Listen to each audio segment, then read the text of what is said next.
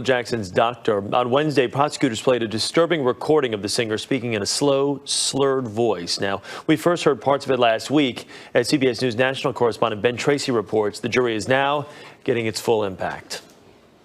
Moving what was the iPhone. Which was Prosecutors say just 6 weeks before Michael Jackson died, Dr. Conrad Murray used his iPhone to make this audio recording of the pop star.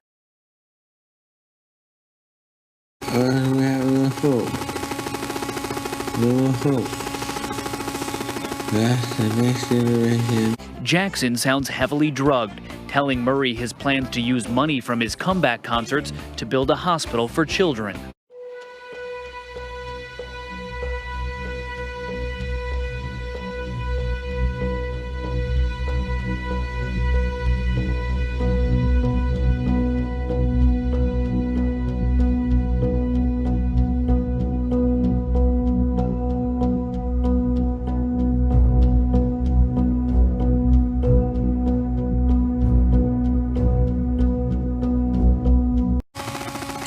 I didn't have a childhood.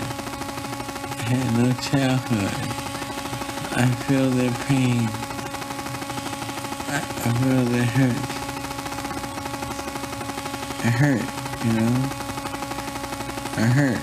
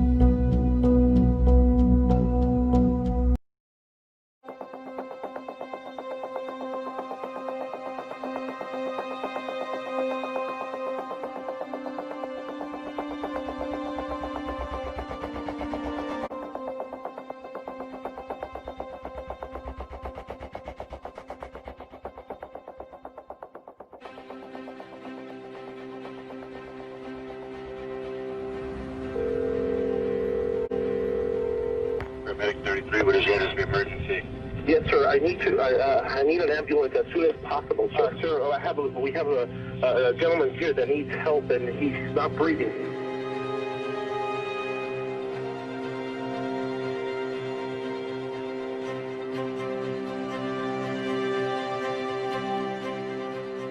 You're talking about Michael Jackson here.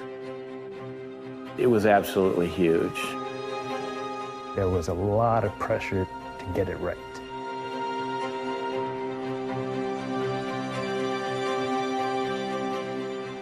This isn't a man who should have died.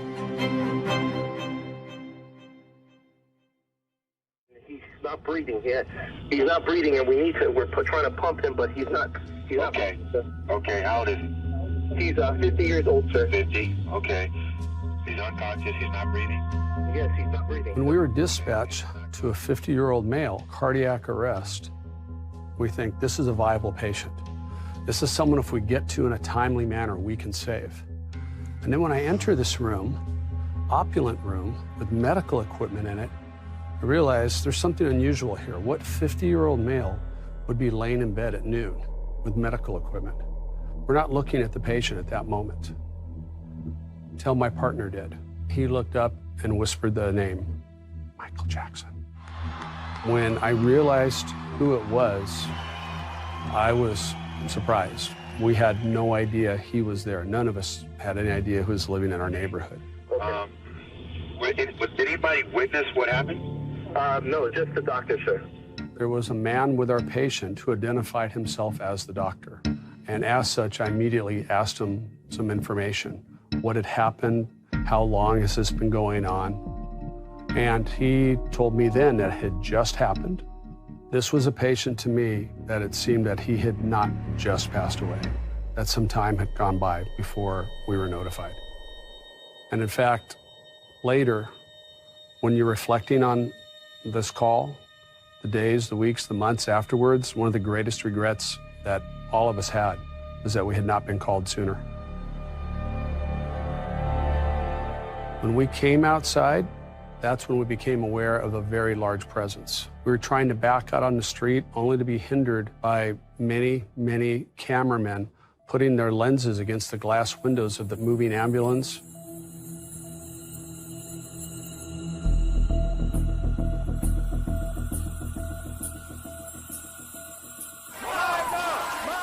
People seem to forget or don't realize about this investigation. It was a death investigation. It really wasn't a crime at the time. From the information that I had, it was probably an accident or natural, and we would find out that he had some pre-existing medical condition, and then we would be done.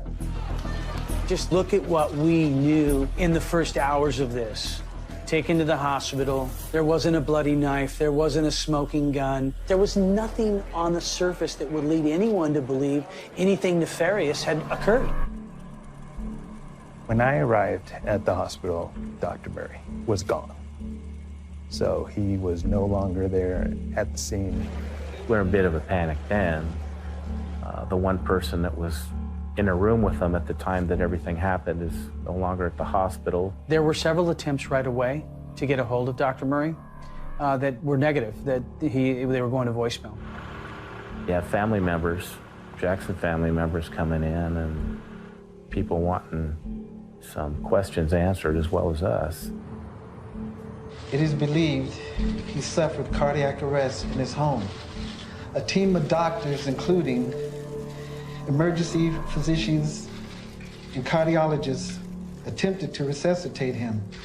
The emergency room physician, they believed it was a heart attack, partly because of what Mr. Murray had told them.